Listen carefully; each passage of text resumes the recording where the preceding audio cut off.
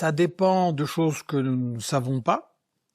L'état des forces, les stratégies prévues, quels sont les crimes jusqu'où les États-Unis peuvent aller. On parle d'utiliser l'arme nucléaire, donc on ne peut pas faire des pronostics sérieux.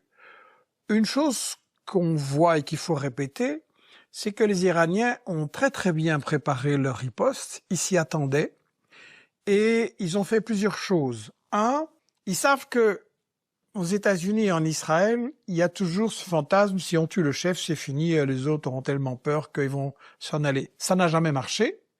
Et là, on voit que le guide de l'Iran avait prévu, d'abord il a refusé d'aller se planquer, je pense qu'il a vraiment piégé Trump dans cette histoire, et ensuite il avait prévu la succession, pas sur le plan de qui allait lui succéder comme guide, ça c'est collectif, mais toute la riposte militaire était préparée, c'est-à-dire qu'ils ont d'abord enterré leurs armes dans plein d'endroits. L'Iran c'est un très grand pays, comme l'Europe. Ensuite, ils ont organisé un commandement en mosaïque. Ils ont dit, si on attaque les chefs centraux, toutes les régions deviennent autonomes, savent ce qu'elles doivent faire et ont le feu vert pour lancer la riposte nécessaire. Donc même si vous frappez à Téhéran, les autres ripostes vont continuer. Ensuite, ils ont prévu une gradation. On va les épuiser. Eux, ils veulent une guerre courte, nous, on va la faire longue. Et donc, ça, je l'avais aussi annoncé dans des vidéos, ils ont constitué un stock énorme de missiles depuis 2012 environ. On commence par balancer des vieux missiles pour obliger les États-Unis et Israël à déclencher des intercepteurs. Et puis, il n'y a pas seulement des missiles, il y a aussi des drones. Alors, il y a un calcul économique tout simple. Vous lancez un drone qui coûte 10 ou 20 000 $ et vous obligez les États-Unis et Israël à dépenser un missile intercepteur de 1 ou 2 millions de $. Donc, on envoie les vieux missiles, puis des plus performants, et il faut tenir longtemps. Et donc, ils ont vraiment piégé, et Trump, à qui on a raconté que ça allait être une victoire facile, parce qu'il faut bien se rappeler qu'il a promis de mettre fin aux guerres éternelles et que lui, il ferait plus la guerre. Et donc, il s'est fait complètement piéger de ce point de vue-là, et je pense qu'il est un peu désespéré. Il est en train de nous dire « j'ai gagné, je les ai tous éliminés ». Pendant ce temps, on voit au-dessus de sa tête les missiles qui continuent à passer. « J'ai gagné, ils sont décapités, mais est-ce que les Européens, vous pouvez venir m'aider parce que j'ai un problème avec les navires ?» Et puis, il va même demander aux Chinois. Et les Chinois n'ont pas de problème avec les navires. Le pétrole iranien, il passe vers la Chine, aussi vers l'Inde et d'autres pays, sans problème. Il y a seulement les États-Unis et l'Europe qui ont un problème parce que ils ont fait la guerre à l'Iran, donc l'Iran emploie les armes qu'il a.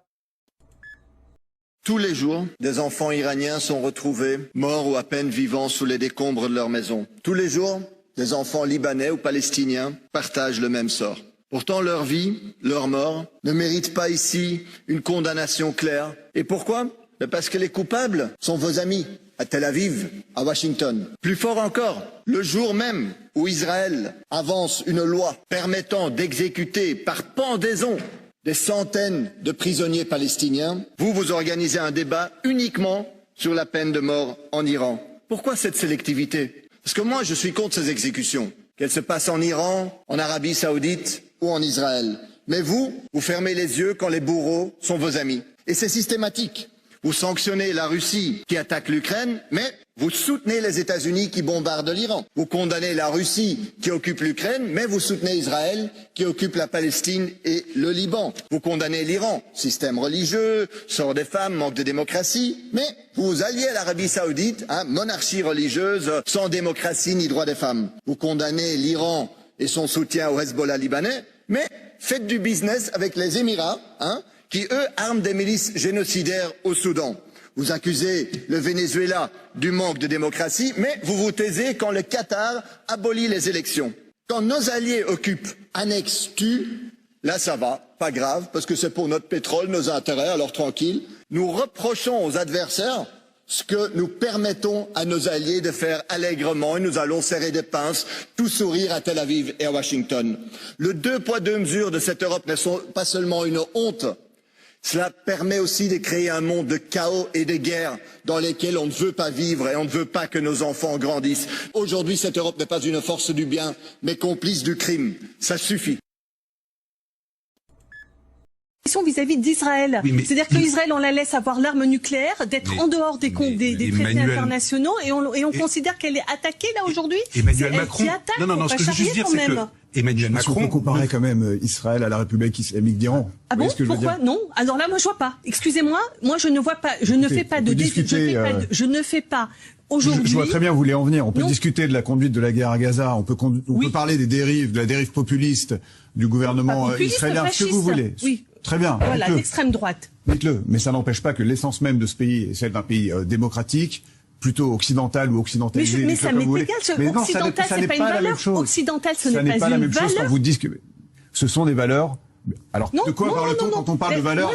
Écoutez, si Israël défend l'Occident dans le monde, au Proche et Moyen-Orient, excusez-moi, c'est un très mauvais défenseur des dites valeurs occidentales. Aujourd'hui, ce que je pense, c'est que nous sommes en train de nous affaiblir aux yeux du monde, d'affaiblir considérablement le fait que, je pense que l'Occident peut apporter des choses intéressantes au monde, mais elle ne peut pas le faire dans ces conditions. Elle ne peut pas le faire en soutien d'un génocidaire qui attaque l'Iran et que l'on défend, que l'on considérait... Sur la question du nucléaire iranien, il y a un consensus international terminez votre phrase. Un consensus international sur quoi? Sur le fait que l'Iran doté de l'arme nucléaire il ne l'a pas. Il ne l'a pas. Vous venez d'entendre des spécialistes. Et Israël l'a. Par contre, Israël a l'arme nucléaire. Oui ou non? Israël ne reconnaît pas le traité de non-prolifération des armes nucléaires. Oui ou non? Israël se met en dehors des traités internationaux sur le nucléaire. Oui ou non? Alors pourquoi est-ce qu'on ne dit rien à Israël concernant l'arme nucléaire qu'il détient, alors qu'en dehors de tout accord international, l'Iran est en train de négocier avec le groupe qui cherche à empêcher, et je le souhaite, Je souhaite que l'Iran n'ait pas l'arme nucléaire. Et je le souhaite, je vais vous le dire, pas simplement pour l'Iran, je pense qu'il faut faire baisser l'arme nucléaire. Par contre, je n'accepte pas l'idée qu'aujourd'hui on déclare que Israël a le droit de se défendre alors que c'est Israël qui attaque, c'est Israël qui a l'arme nucléaire et c'est Israël qui se comporte de façon guerrière avec tous ses voisins. Enfin, Israël attaque le Liban, Israël attaque la Syrie, Israël est en train de commettre un génocide à Gaza. C'est aussi Israël qui a été attaqué le 7 octobre. D'accord, on peut pas écrire toute l'histoire à partir du 7 octobre. D'abord, le 7 octobre, ça a commencé avant. Je veux dire, le problème palestinien n'est pas le 7 octobre. Il est antérieur au 7 octobre. Et depuis le 7 octobre, ça ne donne pas le droit à Israël de se comporter comme elle se comporte. Avec tous ses voisins et avec les Palestiniens. Ils sont en train de commettre un génocide, on ne va pas l'accepter. On ne peut pas l'accepter. Nous ne sommes pas en train de devenir des rhinocéros. Moi, je ne veux pas devenir un rhinocéros. Je ne vais pas accepter de devenir quelqu'un qui soutient un régime génocidaire et qui est en train d'accepter que Israël fasse régner son ordre guerrier partout. Il ne s'agit pas d'ordre, on est dans un... Justifié d'aller bombarder le sud de Beyrouth. Aujourd'hui, je vous parle en termes... Pardonnez-moi, pardon, on va baisser d'un ton. Je suis désolée, on va baisser d'un ton, on va revenir. On ne peut pas accepter que Israël conduise la guerre partout autour d'elle. On va revenir juste sur les faits. En tout cas, nous sommes face aux dégâts, de mon point de vue, aux dégâts politiques et géopolitiques colossaux de l'évolution, non seulement de l'Empire, mais du système occidental dans son ensemble vers une sorte de nihilisme. On a une totale déconnexion des faits, je vous en parle depuis que cette chaîne existe et je le pense depuis 15 ans, ou 20 ans peut-être déjà. On est dans un déni abyssal dont on ne sait pas et dont on ne veut pas sortir. Donc on invente le réel et les déclarations quotidiennes de Trump sont un très bel exemple de ça. Il dit des choses qui n'existent pas, mais il en dit tous les jours de nouvelles. Et c'est ça qui fait malgré tout les headlines, comme on dit dans les médias. Donc on invente une réalité et on espère qu'elle va tenir. Le problème, c'est qu'elle ne tient plus vraiment plus que quelques heures maintenant. 24 heures, c'est encore beaucoup. L'idéologie est devenue l'alpha et l'oméga. C'est la structuration vraiment de l'activité politique et diplomatique. C'est valable aussi pour notre pays. Et donc, en fait, c'est la suprématie de l'idée et même de l'idéal, si vous voulez, qui est là, qui est en majesté. Mais le problème, c'est qu'elle est inopérante face à la réalité. Et la réalité, c'est celle d'une immense et d'une béante et d'une croissante fracture du monde que nous nous ingénions en plus à élargir chaque jour que Dieu fait. C'est-à-dire, on ne fait rien pour que ça s'arrange, rien. On veut faire advenir je ne sais quoi, on veut à la fois préserver un ordre ancien qui n'existe plus, et c'est fini, et il faudrait peut-être quand même commencer à s'en rendre compte, et on veut faire advenir un ordre nouveau, mais qui serait, entre guillemets, comme l'ancien, c'est-à-dire qui démontrerait notre prééminence, notre préséance, à la fois politique, morale, économique, financière, diplomatique, stratégique, militaire, bref. On veut continuer à dominer la planète, et ça n'est plus possible. Voilà.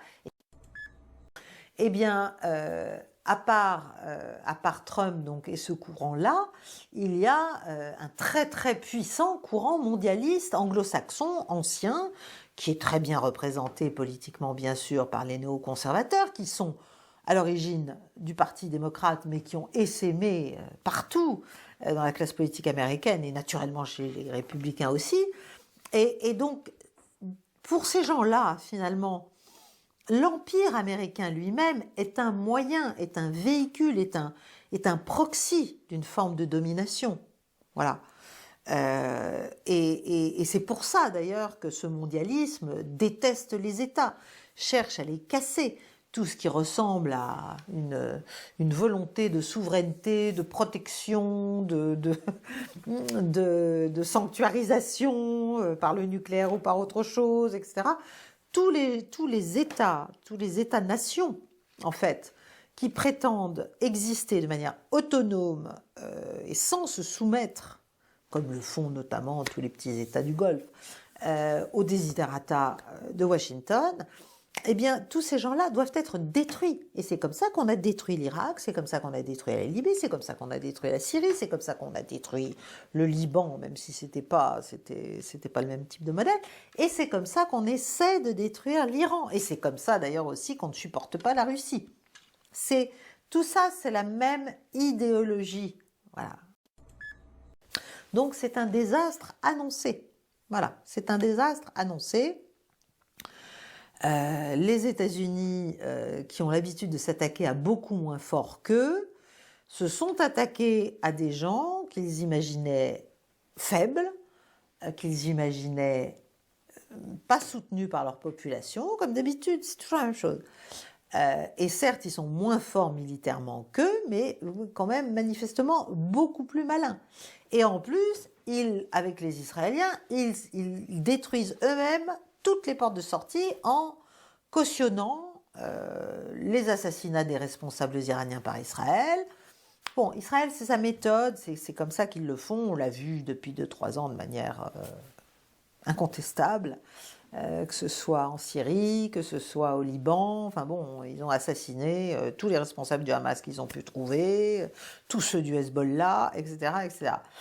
Voilà, le problème, c'est qu'évidemment, quand on fait ça, en fait, la seule option qui reste, c'est l'escalade, c'est la guerre, c'est de continuer et d'essayer de reprendre la main si on ne l'a pas, ou de la garder si on l'a. Bon. Alors, ça va très loin, c'est-à-dire qu'Israël et l'Iran sont quand même maintenant en train d'échanger des tirs sur leurs installations nucléaires. Israël a lancé, il y a quelques jours, des frappes sur l'usine nucléaire de Bushehr, hein, qui est une usine qui est opérée par les Iraniens et par les Russes, qui est construite par les Russes d'ailleurs. Si on veut être indigné, il y a suffisamment de sujets au Québec pour être indigné. Je vous rappelle qu'il y a des gens sur des listes d'attente, qu'il y a des gens qui crèvent parce qu'ils sont sur des listes d'attente. Il y a des gens qui ne sont pas soignés. Il y a une petite fille dernièrement là, dans le coin de Gatineau, là, elle est décédée. Sa maman, là, elle va l'enterrer parce qu'il n'y a pas eu de soins adéquats à l'hôpital, en urgence. On nous propose des salles d'urgence virtuelles pour solutionner tout ça. On a perdu le contrôle sur le système de santé. Je vous rappellerai qu'à chaque semaine, je vous parle des écoles avec des champignons, des écoles avec des classes pas de fenêtres. Chaque semaine, je vous parle des routes, je vous parle du système de santé. On peut s'indigner pour l'argent qu'on laisse sur la table parce qu'on décide de pas exploiter nos ressources. Il y a suffisamment de trucs dans la vie pour être indigné au Québec sans qu'on soit indigné plus qu'il faut par un PDG qui ne parle pas français. Moi, les attaques envers les Québécois, c'est pas à ce niveau-là que je les considère. Moi, je pense que la vraie attaque, c'est celle qu'on fait tous les jours en puisant dans vos poches de la TPS, de la TVQ, pour laquelle on ne vous rend pas les services qu'on devrait vous donner en échange de cet argent-là, de vos taxes, de vos impôts qu'on vient vous voler directement sur votre paye, ou à la fin de l'année si vous êtes travailleur autonome, ou tout au long de l'année si vous versez des acomptes provisionnels, et pour lequel vous êtes obligé de vous revirer de bord puis d'aller au privé si vous voulez rencontrer un médecin la journée même ou dans la même année. Si vous voulez des examens, si vous voulez ci, si vous voulez ça. Moi, je pense que là où on ne respecte pas le citoyen et le contribuable, c'est tous les jours. Quand on se promène, on se carrosse, puis on a des routes qui sont en train d'abîmer nos voitures. C'est quand vous êtes obligé de perdre 3, 4, 5, 6, 8 heures à l'urgence pour rencontrer un médecin. C'est quand on vous demande de payer des pénalités astronomiques parce que vous êtes en affaires, que vous avez oublié d'une journée votre TPS TVQ, vous le payez le lendemain et qu'on vous facture 1 000, 1 500 $ de pénalité d'amende. Même la mafia ne fait pas ça avec les gens qui lui doivent de l'argent. Alors, je pense qu'on peut s'indigner pour bien des affaires au Québec.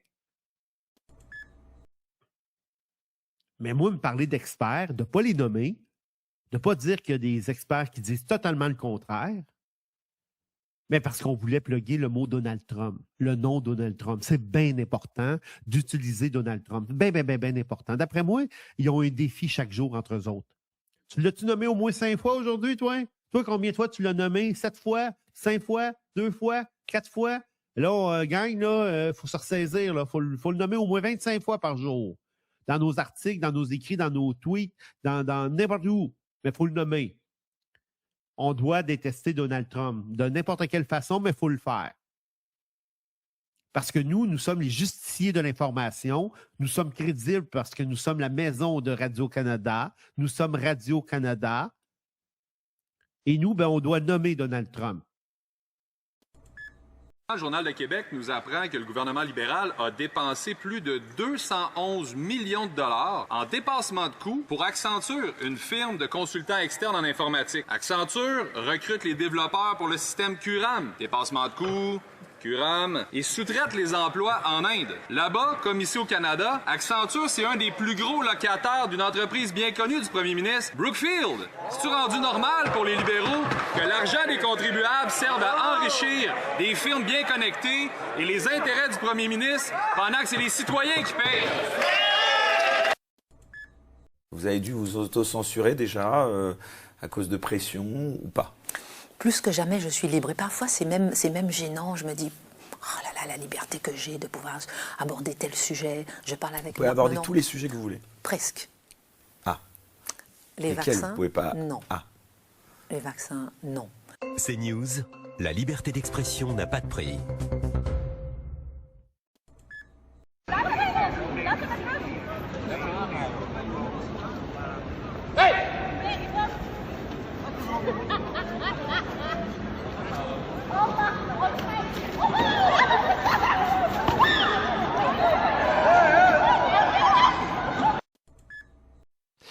Par rapport à des cas concrets, par rapport à l'aide sociale à l'enfance, on se rend compte qu'effectivement, l'État ne protège pas les enfants. C'est-à-dire qu'à l'heure actuelle, c'est pas moi qui le dis, c'est des chiffres. Hein. D'ailleurs, il y a eu un rapport parlementaire qui est allé dans ce sens. Le premier réseau pédocriminel de France, c'est l'aide sociale à l'enfance.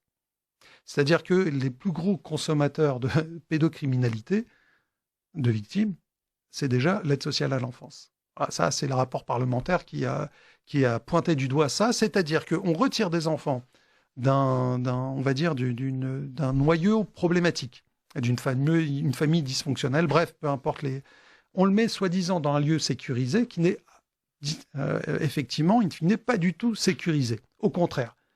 Et les premiers, on va dire, agresseurs d'enfants, ce sont les enfants eux-mêmes au sein de l'aide sociale à l'enfance. C'est-à-dire qu'ils ne sont pas du tout protégés, ni des uns ni des autres. C'est-à-dire que des enfants, je ne sais pas moi, de 8 ans, 10 ans, sont avec des enfants de 15, 16 ans. Et ils peuvent partager la même chambre et puis ils peuvent subir, etc. Donc c'est des enfants abîmés qu'on met dans une situation abîmée qui ne sont pas du tout, on va dire, protégés. Demandons à Maria, journaliste, de postuler comme animatrice périscolaire. Et les scènes comme celle-ci vont se reproduire quotidiennement au cours de notre immersion. Qui veut permettre ta bouche, s'il te plaît? Qui est incompréhensible? Silence! Un doigt sur la bouche et on parle pas! Vous avez pas le droit de parler! Là, ça va pas, là! On est dans une foire ou quoi, ici? Non, je serai pas dans un endroit pas possible! Alors, ici, je pense que je vais récupérer les goûters, vous allez rien manger! Et on va attendre pas mal à table! Arrête, tiens-toi! On reste assis, on bouge pas! On range ta chaise, je m'énerve. Là, un enfant de petite section met la main dans le plat. Qui touche pas dans ce truc? Nous avons masqué les visages des enfants, mais leur regard est apeuré. Qui me demande? Dans ce climat de cris et de violence verbale, Maria est mal à l'aise. Ça va pas? Allez, tu manges! Elle tente de réconforter cet enfant. Non, je te le laisse. Hein. Parce que là, j'ai crié sur lui, ils savent qu'il n'a pas le droit de faire ça. Il peut faire la tête jusqu'à demain matin, dans le respect. Allez, jusqu'à demain matin. Ça me fait un peu de la peine. Tu vois, il a les larmes aux yeux. Non, il est pas malheureux, t'inquiète pas. Si ça te fait de la peine, c'est pas fait pour toi ce travail. Moi, je te le dis. Hein. Ah ouais. Parce que sinon, tu vas te faire bouffer. Des animateurs en sous-effectif, peu formés, peu contrôlés et peu sanctionnés. Autant de facteurs qui favorisent les dérives. Au sein de son périscolaire, Maria est témoin des dérapages répétés d'une collègue. Viens là, viens ici, je vais me fâcher. Avec certains enfants, l'animatrice oscille entre cris et baisers sur la bouche. T'as appelé où là? Qu'elle réitère. Je suis folle de rire. Après 27 heures dans ce périscolaire, nous décidons de mettre fin à l'expérience de Maria. Nous avons des questions pour Patrick Bloch, l'adjoint d'Anne Hidalgo à la mairie de Paris. Durant notre enquête, on a recueilli d'autres éléments et qui démontrent que des animateurs crient sur des enfants, ont des gestes brutaux et des comportements déplacés à leur encontre comme des baisers sur la bouche. Comment se fait-il que des animateurs aient de tels comportements? Écoutez, c'est des comportements qu'on dit inappropriés. Si vous dites un baiser sur la bouche ou le fait de toucher un enfant de manière violente, ça c'est vraiment typiquement l'objet d'un signalement et d'une suspension. Dans son grand plan, la mairie de Paris prévoit 2 jours de formation pour les animateurs vacataires, la conservation par la ville des signalements et la création d'un défenseur des droits des enfants. Oui, mais je voudrais quand même vous répondre. Ah bah oui, de préférence. Il faudrait baisser la TVA à 5,5, mais on n'a pas le droit parce que l'Union européenne nous l'a interdit par une directive en 2006-112. Il faudrait sortir du marché de l'électricité, mais l'Union européenne nous l'interdit. Il faudrait ensuite suspendre des sanctions à l'égard de la Russie comme l'ont fait les Américains, mais l'Union européenne nous l'interdit. Voilà. En d'autres termes, on a nos yeux pour pleurer nos déficits, puisqu'on n'arrête pas de creuser les déficits depuis le premier choc pétrolier, et on est spectateur d'une Europe qui nous fait le Mercosur à partir du 1er mai, qui nous fait le nouveau traité de libre-échange avec l'Australie. La première étant 2 étudiants du secondaire, un dans les Maritimes, un dans l'Alberta, qui se parlent sur Internet puis qui veulent faire des attentats dans leurs écoles secondaires. Et ces écoles-là et les autorités locales ont été averties, pas par la GRC, pas par le SCRS, mais par le FBI et Interpol. C'est un petit peu gênant. C'est très gênant. Premièrement, un gros merci, parce que eux, apparemment, sont encore des alliés fiables, alors que nous, on leur crache dans le dos quand c'est pas d'en face, aussitôt qu'on a une chance. L'autre cas que j'ai entendu récemment, qui était particulièrement fâchant, une femme iranienne qui vit maintenant en Ontario, une iranienne canadienne, qui est une ancienne politicienne et une activiste impliquée justement pour la liberté des Iraniens. Le gouvernement iranien met sa tête à prix pour 250 000 $. Offre ça à des assassins des cartels qui sont déjà au Canada.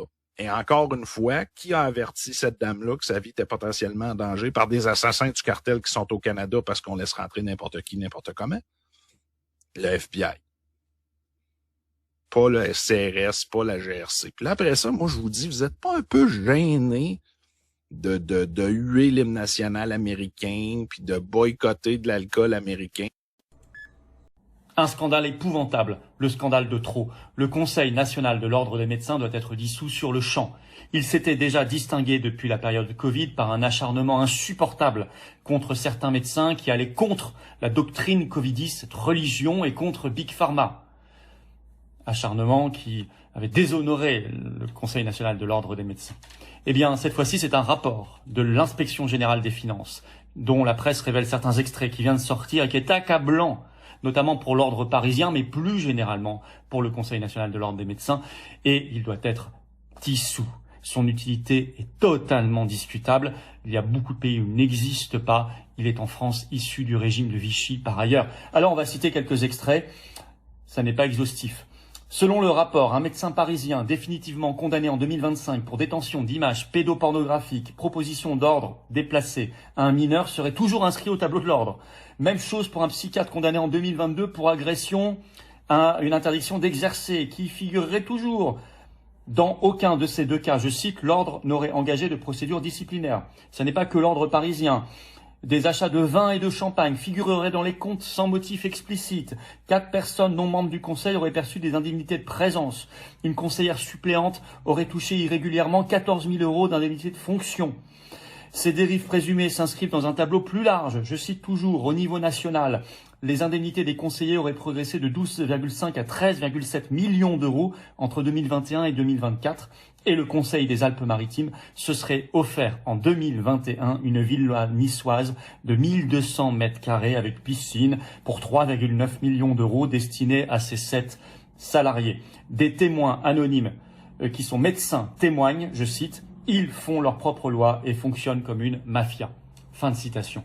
Bon, qui veut garder cela? Pas nous, pas les patriotes. La grande pétition nationale pour la dissolution du Conseil national de l'ordre des médecins circule.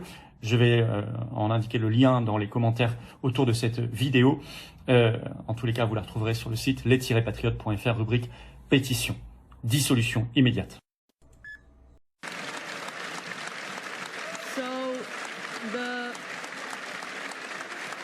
Okay.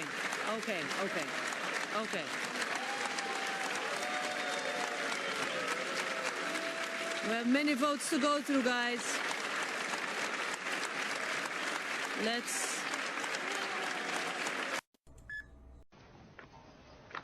Regarde-moi dans les yeux, Nessim.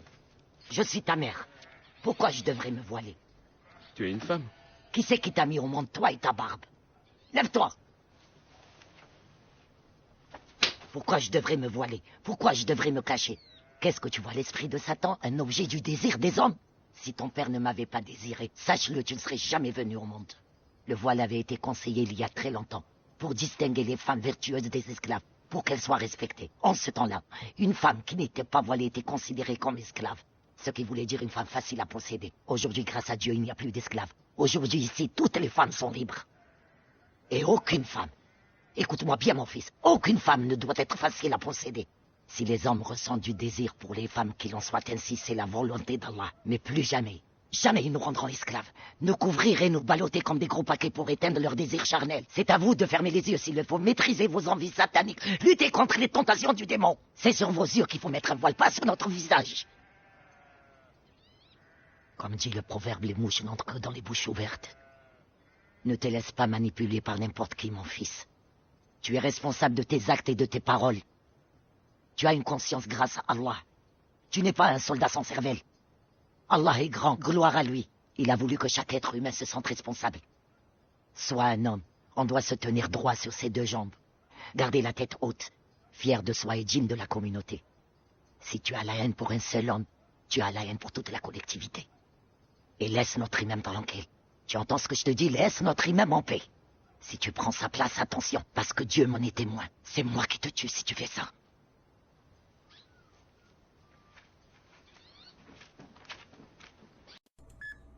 Non, mais si ça ne se fait pas, Monsieur Pro, il n'y a pas de solution. On crèvera. Et vous pourrez pleurer ici tous les matins ou le soir sur la France disparue, elle est en train de disparaître. Quand même, j'espère que tout le monde en est conscient, que notre pays a son pronostic vital extrêmement engagé. Un pays qui n'a pas sa souveraineté ne peut que disparaître à la fin. C'est mécanique, c'est normal.